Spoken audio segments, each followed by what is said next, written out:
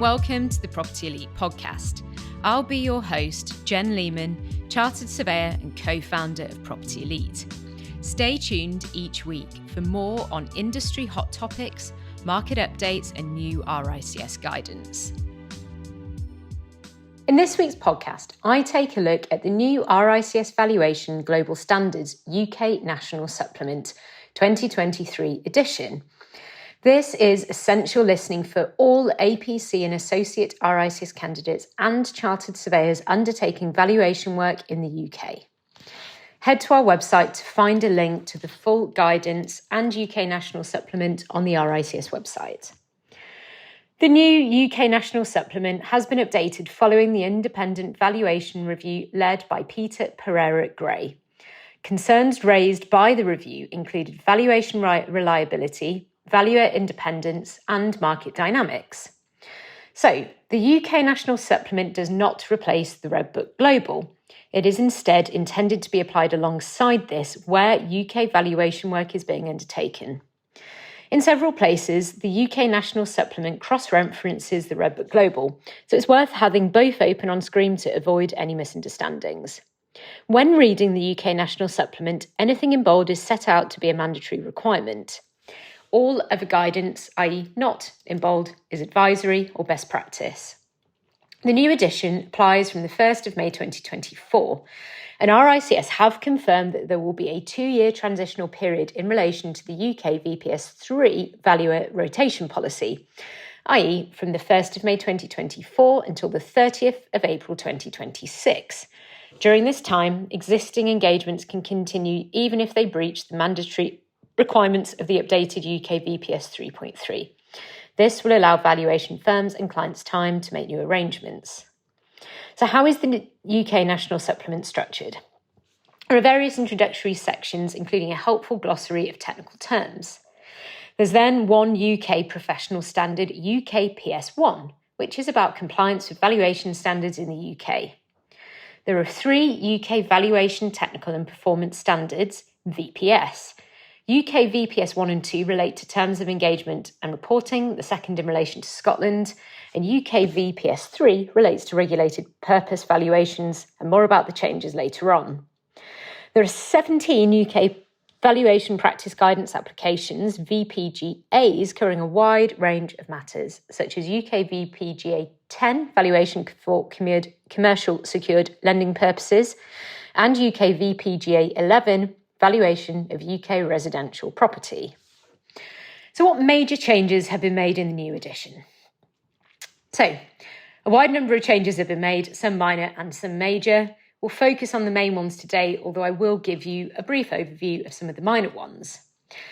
Whilst UK VPS 1 and 2 have not been substantially updated, UK VPS 3 has been completely overhauled. This relates to valuations for regulated purposes, so where there is third-party reliance on the valuation advice. This includes valuations for financial reporting, inclusion in prospectuses or circulars issued by UK companies, in connection with takeovers and mergers, for authorised collective investment schemes, and for unauthorised and unregulated collective investment schemes. Please see UK VPGA 1 and 2 for further detail on these purposes. UK VPS 3 does not include valuations for accepted purposes defined under VPS 1 to 5 of the Red Book Global, such as for internal purposes only, secured lending valuations, or financial reporting valuations relating to the UK public sector. UK VPS 3 seeks to deal with conflicts of interest, particularly where a valuer or their firm is involved with the introduction and or acquisition and then the regulated purpose valuation of the same property. As a mandatory requirement, a valuer cannot undertake a regulated purpose valuation if the property or properties were acquired by the client within 12 months of the valuation date, and the valuer or their firm received an introductory fee or negotiated the purchase. The only exception to this mandatory rule is if an unrelated firm has valued the property for the same client after the acquisition completed. This fact must then be clearly stated in the regulated purpose valuation report. For all regulated purpose valuations, additional disclosures must be made under UK VPS 3.2. the total fees paid by the client proportionate to the turnover of the valuation firm in the preceding 12 months, effectively stated within a 5% range. A statement disclosing the nature and duration of the client relationship and previous work undertaken, and if there is no prior relationship, then this should be clearly stated. Another major change relates to UK VPS 3.3, which introduces a mandatory valuer rotation policy for regulated valuations. This policy applies to each asset being valued and must be clearly stated in the valuation firm's terms of engagement. In simple terms, for a regulated purpose valuation of one asset, a single responsible valuer can be engaged for up to 5 years before they must be rotated. A valuation firm can be engaged for up to 10 years before they must be rotated. A valuation firm cannot agree to be engaged for more than 5 years before they must be rotated, and there must be a minimum 3-year period before re-engagement. Deviation from this is only permitted in exceptional circumstances and where RICS regulation have been notified.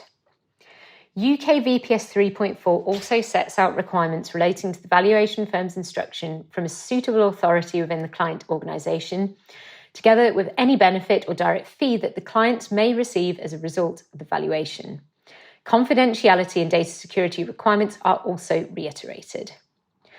UK VPS 3.5 provides guidance on applying PS2 of the Red Book Global relating to preliminary advice and draft reports for regulated purpose valuations.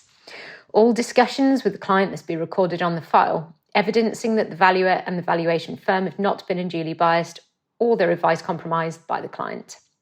Any adjustment to a valuation figure following a conversation with the client must be fully justified and recorded on file. In terms of the amendments to the UK VPGAs, we recommend reviewing those which specifically relate to your area of valuation practice. Some are, of course, fairly specialist and will only be relevant to a smaller pool of valuers. In respect of the UK VPGA's, minor amendments have been made to 1. Clarification of various issues and updating the guidance to reflect recent RICS guidance. 3. Updating relating to the regulatory framework changes, such as Basel III. 9. Clarification on the minimum requirements relating to information for auditors. 10. A paragraph on sustainability and ESG has been added in. And 5, 7, 14, 15 and 16, minor issues only, have been clarified. Major amendments have been made to number 2. Amendments relating to external regulatory changes at the FCA and takeover panel have been incorporated. 4 has been completely rewritten to provide clarity and transparency on the valuation of local authority assets for accounting purposes. Substantial changes in 6 made based on the new RICS professional standard existing use value for UK public sector financial statements. 8 has substantial changes reflecting the Charities Act 2022. 11 has been broadened onto all UK residential property valuation, not just secured lending valuations. And former UK VPGAs 12 and 13 have been incorporated into 11.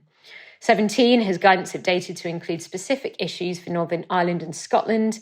And in 18, it has been deleted completely. This related to UK affordable rent and market rent under the Housing Acts in a regulatory context. Thanks for listening to the Property Elite podcast this week. Head to our website to check out our full blog, free and paid support resources and services, free consultation for every single RICS APC and AssocRICS candidate, and also ask us any questions you have via the website chat blog. See you next week.